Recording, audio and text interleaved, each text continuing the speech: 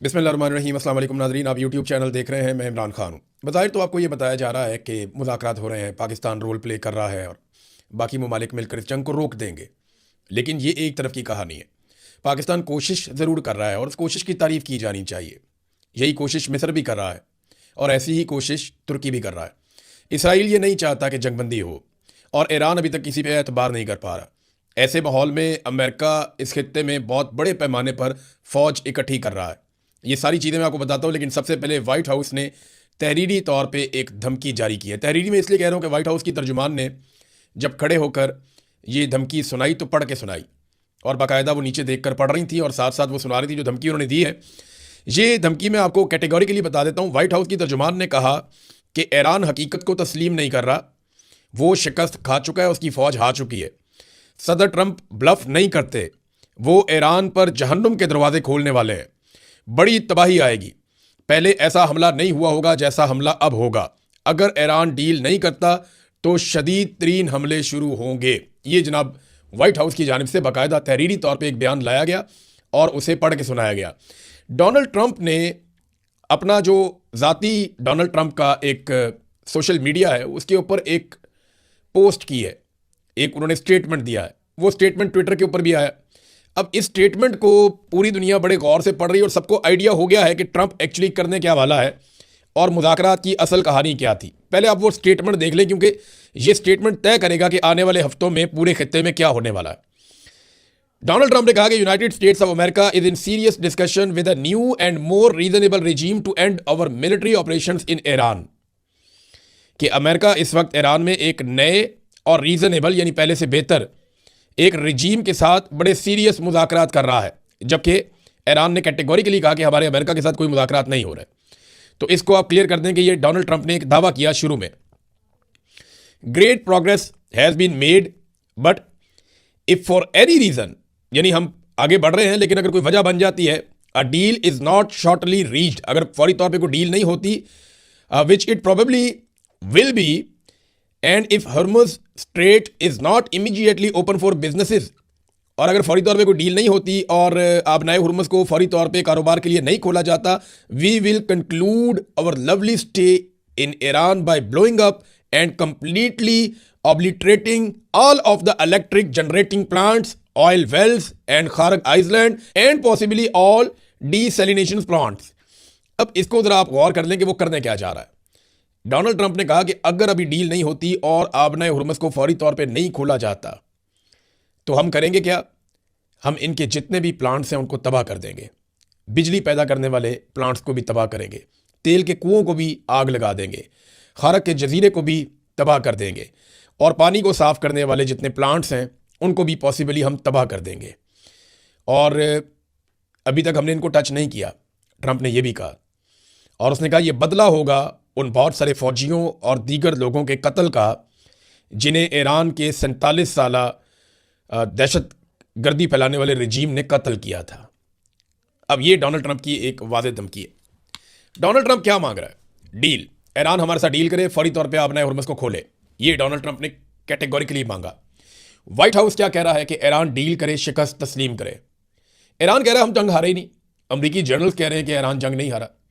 दुनिया ये मान रही है कि ईरान ने बेहतरीन जंग लड़ी है और ईरान जंग नहीं हारा, वो बदस्तूर हमले कर रहा है। अभी उन्होंने 36 घंटे 48 घंटे पहले सऊदी अरब के अंदर अमेरिका के बड़े बड़े तैयारे तबाह कर दिए।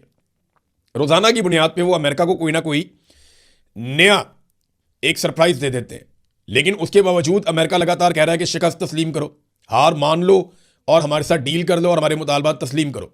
देखिए, जंग में जो मुतालबात आप नहीं मनवा पा रहे वो आप टेबल के ऊपर तो मनवा ही नहीं पाएंगे, ये तो सवाल ही पैदा नहीं होता। ये कॉमन सेंस इस बात को नहीं मानती।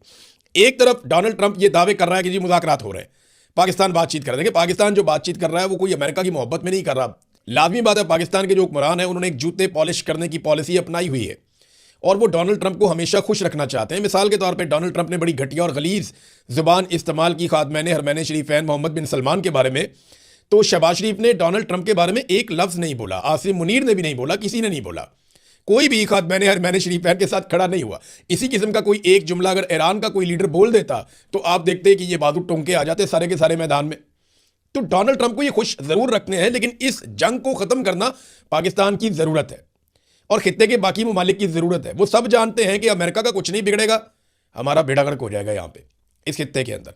लिहाजा सारे इस जंग से बचने के लिए अपने अपने तौर पे कोशिश कर रहे हैं, लेकिन अमेरिका इन मुज़ाकरात की आड़ में खामोशी के साथ मशरिक़ वस्ता में या खलीजी ममालिक में अपनी अस्करी ताकत को बढ़ा रहा है।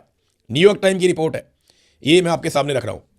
न्यूयॉर्क टाइम की रिपोर्ट के अंदर यह दावा किया गया है कि मिडल ईस्ट में अमरीकी फ़ौजियों की तादाद बढ़ते बढ़ते 50,000 से ज़ायद हो चुकी है, जबकि इस हफ्ते और अगले हफ्ते मज़ीद अमरीकी फ़ौज, उनकी कुमक पहुँच रही है, उनके हथियार पहुँच रहे हैं। एक और ख़बर यह है कि जो इंटरसेप्टर्स, वो मिज़ाइल्स जो आने वाले मिज़ाइलों को रोकते हैं, उनकी तादाद को 3 गुना बढ़ा दिया गया है। उनकी प्रोडक्शन को बहुत तेज़ कर दिया गया है ताकि ईरान की जानिब से मुस्तकबिल में होने वाले हमलों को रोका जा सके। अब अगर अमेरिका तबाह कर देगा ईरान के अंदर पावर प्लांट्स को, अमेरिका अगर तबाह कर देगा ईरान के अंदर वाटर सैलिनेशन प्लांट्स को, और अगर वो वहाँ पे तेल के कुओं को आग लगा देगा, खारक पे कब्जा करके उसको आग लगा देगा या तबाह कर देगा, तो इसके नतीजे में ईरान भी ऐसे ही करेगा। ईरान कह चुका है कि वो ये सारा कुछ उन ममालिक के साथ कर देगा जो अमेरिका को अड्डे फराम करेंगे या मदद फराम करेंगे ये सारा कुछ ईरान के साथ करने के दौरान। यानी अमेरिका जिन जिन मुल्कों पे बैठ के ईरान के साथ जुल्म करेगा, ईरान वापस उन मुल्कों के साथ वही करेगा। ये ईरान ने कैटेगोरिकली कहा हुआ है। तो क्या अरब ममालिक इसके लिए तैयार है? लेकिन अरब ममालिक में 50,000 से ज़ायद अमरीकी फ़ौजी पहुँच चुके हैं और इस बात का दावा किया जा रहा है कि एक बड़ा ज़मीनी हमला आने वाले दिनों में अमेरिका कर सकता है। और ये न्यूयॉर्क टाइम की रिपोर्ट भी है, वाशिंगटन पोस्ट की रिपोर्ट भी है, और तमाम रिपोर्टें ये कह रही हैं कि ज़मीनी हमला अमेरिका करने का प्लान कर रहा है और इसीलिए बड़ी तादाद में वो फ़ौजी इकट्ठे कर रहा है। तो क्या ये मुमकिन होगा अमेरिका के लिए कि ईरान में चले जाएं अपनी फ़ौज को लेकर और वहाँ से फिर निकल भी आएँ अपने टाइम पे? देखिए, ईरान में घुसने का रास्ता तो आसान है, लेकिन वहाँ से आप निकलेंगे कब, ये फैसला तो फिर ईरान की अवाम और वहाँ की फ़ौज करेगी। अभी तक की इतला के मुताबिक 10 लाख से ज़ायद ईरानी शहरी रज़ाकाराना तौर पर अपने आप को फ़ौजी खिदमात के लिए पेश कर चुके हैं और उनकी तरबियत भी जारी है। तो ईरान में तो एक इतनी बड़ी फ़ौज बन जाएगी, यानी आप अंदाज़ा करें ना वो कितना बड़ा मुल्क है। ईरान 9 करोड़ से ज़ायद लोगों का मुल्क है, वहाँ पे इतनी बड़ी फ़ौज बन जाएगी कि अमेरिकन उसका मुकाबला करते करते थक जाएंगे। अब यहाँ पे एक ईरान पे एटमी हमला होने वाला है, इस खदशे का इजहार भी किया जा रहा है। जहन्नुम के दरवाजे खोल दिए जाएंगे अगर व्हाइट हाउस कह रहा है या डोनाल्ड ट्रंप कह रहे हैं कि वो खौफनाक कत्लेआम पे मामला ले जाएंगे और बहुत बड़ी तबाही फैला देंगे। तो उसी वक्त अक़वाम मुत्तहिदा में एक अक़वाम मुत्तहिदा के अहम सफ़ीर है मोहम्मद सफ़ा, उन्होंने रिज़ाइन कर दिया। मोहम्मद सफ़ा का जो रिज़ाइन है ये बड़ा सिग्निफिकेंट है। इन्होंने ये कहा कि, और ये अक़वाम मुत्तहिदा के अहम सफ़ीर है, ये बड़ी अहम ड्यूटीज़ करते हैं अक़वाम मुत्तहिदा के साथ, और इन्होंने कुछ हसास मालूमात लीक कर दी हैं। इनका दावा यह है कि अक़वाम मुत्तहिदा अंदरूनी खाना उन हालात के लिए तैयारी कर रहा है जब ईरान के ऊपर एटमी हमला किया जाएगा, और ये हमला ईरान के किसी बड़े शहर पे जैसे कि तेहरान वगैरह पे हो सकता है। अब इस किस्म की चीज़ें सामने आ रही हैं आलमी मीडिया में। इन्होंने जो ट्वीट किया जिसमें इन्होंने रिज़ाइन किया कि मैं अब अक़वाम मुत्तहिदा के साथ काम नहीं कर रहा और मैं पीछे हट रहा हूँ, मैं इतना बड़ा बोझ नहीं उठा सकता कि अक़वाम मुत्तहिदा तैयारी कर रहा है एक मुबैना एटमी हमले की और उसके बाद की सिचुएशन की जो ईरान के ऊपर होगा। अब ईरान पे एटमी हमला, यानी जापान पे एटमी हमला क्यों हुआ था, आप याद करें ना वो दौर।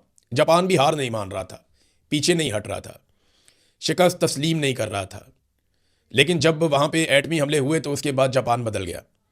तो अब वही फार्मूला शायद अमेरिका और इसराइल के दिमाग में चल रहा है और अक़वाम मुत्तहिदा उसके लिए तैयारी भी कर रहा है, हालात का जायज़ा ले रहा है। अगर ऐसा होता है तो फिर हम क्या करेंगे।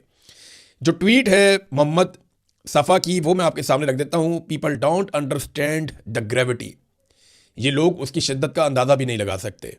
न्यूकिंग 10 मिलियन, 1 करोड़ लोगों के ऊपर एटम बम फेंक देना, यानी एक ऐसा एरिया डिस्कस हो रहा है जहाँ पे 1 करोड़ लोग रहते हैं।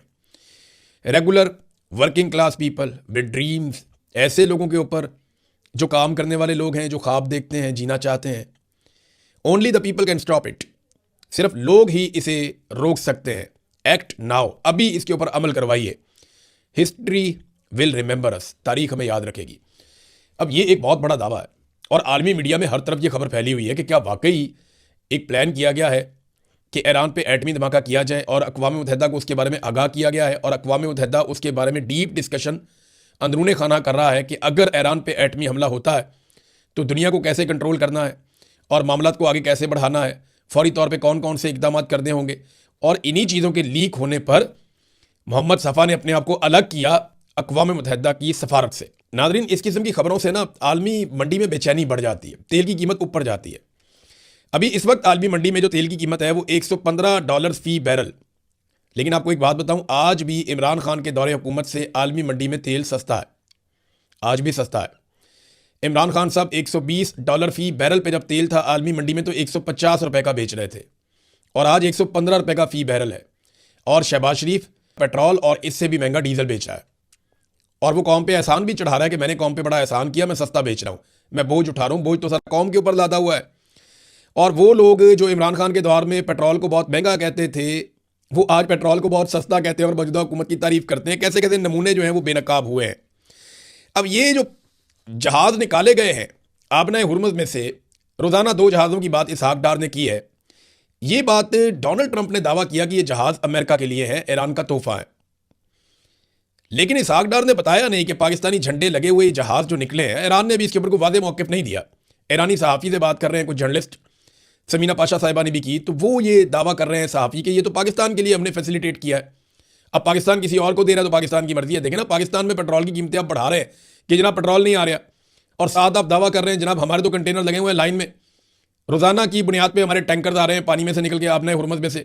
तो वो आप किसके लिए दुनिया का भला करने जा रहे हैं? पाकिस्तानियों का भला तो पहले कर दीजिए। डिप्टी वज़ीर आज़म इसहाक डार साहब, पहले आप ये बताइए कि ये पेट्रोल है किसका, और ईरान ने ये किसके लिए दिया है? क्या ईरान ने ये पाकिस्तान के लिए दिया है, या ईरान ने किसी और मुल्क के लिए दिया है, या पाकिस्तान की सिफारिश पे दिया है? तो जो ईरानी जर्नलिस्ट हैं वो ये कह रहे हैं कि अमेरिका को शर्म आनी चाहिए, उन्हें माफ़ी मांगनी चाहिए, ये हमने पाकिस्तान को फैसिलिटेट किया है। लेकिन पाकिस्तान को अगर फैसिलिटेट किया है तो पाकिस्तान की आवाम को फ़ायदा होना चाहिए ना। पाकिस्तान की आवाम की तो कमर तोड़ी हुई है इस वक्त मौजूदा सरकार ने। अच्छा, ट्रंप ने एक बात साफ कह दी है, देखिए ट्रंप का ये बड़ी खूबी है, ट्रंप की वो साफ बात कर देता है। उसने कहा जी कि वो ईरानी तेल पर कब्जा करना चाहता है। मैं चले बीबीसी की खबर आपको बताता हूं कि एक्चुअली डोनाल्ड ट्रंप ने कहा क्या। ये आप सुनेंगे तो आपको आइडिया हो जाएगा कि असल प्लान था क्या। डोनाल्ड ट्रंप ने कहा कि सच ये है कि मेरा पसंदीदा ऑप्शन ये है कि ईरान का तेल ले लिया जाए, उस पर कब्जा कर लिया जाए। लेकिन अमेरिका में कुछ बेवकूफ़ लोग कहते हैं कि आप ऐसा क्यों करेंगे, वो बेवकूफ़ लोग हैं। ट्रंप ने कहा कि इस इकदाम का मतलब खारक जजीरे पर कंट्रोल हासिल करना भी हो सकता है, वहाँ पे कंट्रोल भी कर सकते हैं। तो आप डोनाल्ड ट्रंप की ख्वाहिश चेक करें ना कि खारक जजीरे पे कब्जा कर लो, उसको तबाह कर दो, ईरानी तेल के ऊपर कब्जा कर लो। लेकिन जब इराक के ऊपर अमेरिका ने कब्जा किया था तब कहा गया था कि कीमियाई हथियार है, उस बहाने आए लड़ाई की, तेल पे कब्जा कर लिया। पिछले 25 साल से वहाँ का तेल बेच रहे हैं। फिर इसी तरह लीबिया में किया गया, इल्ज़ाम कुछ और थे, अटैक किया गया, कर्नल कद्दाफी को बाहर किया गया और कब्जा कर लिया गया। अब बड़ी बड़ी रिफाइनरीज उनके कंट्रोल में, अमेरिकन कंपनियों के। यही कुछ जो है वो वेनेजुएला में किया गया। एक दौर में इराक को कहा गया कुवैत के ऊपर अटैक कर दो, इराक ने कुवैत पे अटैक किया, साथ ही इन्होंने इराक को मारा और कुवैत के ऊपर भी अपना कंट्रोल ले लिया, उसके तेल के ऊपर भी। जो अरब ममालिक हैं उनका जो तेल निकलता है उसके ऊपर भी अमेरिका का कंट्रोल रहता है। अब वेनेजुएला में इल्ज़ाम क्या थे कि जनाब ये स्मगलिंग करते हैं, इनके ऊपर स्मगलिंग के पर्चे हैं, मुकदमा थे, इनको नहीं छोड़ना। उनका सदर उठा के ले गए और बाद में तेल पे कब्जा कर लिया। डोनाल्ड ट्रंप ने अपने मुंह से कहा जी तेल चाहिए था, और यहां पे अब ईरान की लड़ाई में भी डोनाल्ड ट्रंप के मुंह से निकल गया जनाब तेल चाहिए। ये जो खारक जजीरे वाला मामला ना, ये नया नहीं है, ये खारक जजीरे वाला मामला बहुत पुराना है। 1980 से 1988 के दरमियान ईरान इराक वॉर चल रही थी। उस दौर में बतौर एक कारोबारी शख्सियत डोनाल्ड ट्रंप ने इंटरव्यू दिया था। ये आज से 40 साल पुरानी बात है। और तब भी डोनाल्ड ट्रंप ने कहा था गार्डियन अखबार को इंटरव्यू देते हुए कि अगर ईरान ने अमरीकी ठिकानों पर हमला किया तो जजीरा खारक पर कब्जा कर लिया जाएगा। यानी उस दौर में भी डोनाल्ड ट्रंप के दिमाग में यही बात चल रही थी कि खारक जजीरे पे कब्जा किया जाए। पुराना ख्वाब है, ऐसा नहीं है कि डोनाल्ड ट्रंप पहली मरतबा इस जजीरे को जानता है। डोनाल्ड ट्रंप को बहुत पुराना पता है कि ये जजीरा क्या है, इसकी अहमियत क्या है और इस पर कब्जा करना कितना बड़ा फ़ायदा हो सकता है। 40 साल पुरानी कहानी, आप अंदाज़ा करें। नाज़रीन, दूसरी जानिब ईरान भी लगातार हमले कर रहा है और ईरान अपने हथियार भी जमा कर रहा है, अपनी तवानाइयाँ भी इकट्ठी कर रहा है कि अगर बड़ा हमला किया जाए तो ईरान भी बड़ा जवाब देगा। गुज़िश्ता रोज़ इसराइल और अमेरिका ने ईरान में बमबारी की, उनके जो पावर स्टेशन हैं उन पर अटैक किया, तो तेहरान का एक बड़ा हिस्सा अंधेरे में डूब गया। अब उसके जवाब में तेहरान ने पहले तो रिकवर किया अपनी बिजली को। मैंने आपको बताया था कि ईरान का बिजली का निज़ाम जो है सेंट्रलाइज नहीं है, आप पूरे ईरान की बिजली बंद नहीं कर सकते, वो अपनी बिजली बहाल कर लेंगे। और उन्होंने अपनी बिजली बहाल कर ली चंद घंटों के बाद। और उसके जवाब में ईरान ने हीफा ऑयल रिफाइनरी जो इसराइल में है उसको तबाह कर दिया। उस पर बहुत बमबारी की है, पूरी तबाह तो नहीं हुई लेकिन उसका एक पोर्शन जो है वहाँ पर आग लगी हुई है अभी तक। और हीफा पे उन्होंने वापस अटैक कर दिया। कुवैत के अंदर उन्होंने अटैक किया। कुवैत में एक डीसैलिनेशन प्लांट है, उसको जुज़वी तौर पे तबाह किया। एक भारतीय शख्स भी वहाँ पे जाँ बहक हो गया। तो कुवैत के अंदर ये डैमेज हुआ है, उसके लिए एक नई मुसीबत बन गई है, क्योंकि कुवैत अपने पानी का लगभग 90% डीसैलिनेशन से हासिल करता है। वहाँ पे वो ऐसा नहीं है कि पानी के चश्मे बह रहे हैं या ज़ेरे ज़मीन कोई मीठा पानी मिल जाता है, ऐसे नहीं है। उन्हें पानी को करामत बनाना पड़ता है, समंदर के पानी को। तो वो प्लांट अगर तबाह हो जाते हैं मुकम्मल तौर पे, तो फिर वहाँ पीने के लिए पानी भी नहीं होगा। ये बड़ी अजीबोगरीब सिचुएशन है। उधर हिजबुल्लाह ने दावा किया है कि उन्होंने अब तक, जब से लबनान के ऊपर इसराइल ने अटैक किया हुआ है रमज़ान के दिनों में, तब से अब तक उन्होंने 114 इसराइली टैंक तबाह कर दिए हैं। वहाँ पे पहली मरतबा हिजबुल्लाह इसराइल को इतना बड़ा चैलेंज दे रहा है, और वजह यही है कि ईरान ने सबका चाका खोल दिया। ईरान को जो सबसे बड़ा एक मुतालबा किया जाता है ना रीजन के ममालिक की जानिब से, कि वो अपने आप को महदूद करे और उन तहरीकों को सपोर्ट ना करे जो लोग अपनी आज़ादी के लिए, अपने हकूक़ के लिए लड़ रहे हैं। ईरान समझता है कि ये अपने हकूक़ और आज़ादी के लिए लड़ रहे हैं। ये हिजबुल्लाह है, हमास है, हौती है। लेकिन दूसरी तरफ जो ममालिक हैं या इसराइल है, वो ये समझते हैं कि ये दहशतगर्द हैं, लिहाजा इनको ईरान सपोर्ट ना करे। अब ये एक बहुत बड़ी नज़रियाती लड़ाई है जो लगातार बड़े लंबे अरसे से चल रही है। नाज़रीन, पाकिस्तान में सोशल मीडिया ने उन नाम नहाद दानिशवरों और तहकीकाती सहाफ़ियों की तबाही फेर दी है जो इमरान खान के बुग़्ज़ में अंधे हुए पड़े थे। इमरान खान साहब के दौरे हुकूमत में जब मोहम्मद बिन सलमान पाकिस्तान आए, तो इन लोगों ने जमाल खशोगी की तस्वीर उठा के अपने डीबीज़ लगा ली, और ये हर जगह पे कहते थे इमरान खान कातिल है, मोहम्मद बिन सलमान कातिल है जमाल खशोगी का। देखिए, ये एक रियलिटी है, लेकिन उस मौके पर इन्होंने ये किया था, इन सब ने किया था। तब इनको किसी को याद नहीं आया कि ये पाकिस्तान है या पाकिस्तान का मफाद है। और जब एक साल में 2 मरतबा OIC का इजलास पाकिस्तान में हुआ, ये कीड़े निकाल रहे थे। जब 48 ममालिक के वज़ीर ख़ारजा, चीनी वज़ीर ख़ारजा समेत पाकिस्तान आए, तो उसको ये कहते थे कुछ भी नहीं है, ये क्या है, इससे क्या फ़र्क पड़ता है। जब ट्रंप ने इमरान खान को खुद खत लिख कर मदद मांगी कि जनाब हमारी मदद करें, अफगानिस्तान में आप हमारी मदद कर सकते हैं, तो तब इन्होंने कहा जी कि ये क्या है, अपने घर में खाना नहीं है। आज बहुत खाना है पाकिस्तान में, दूध और शहद की नहरें बह रही हैं। इमरान खान को ताने देते थे ये लोग।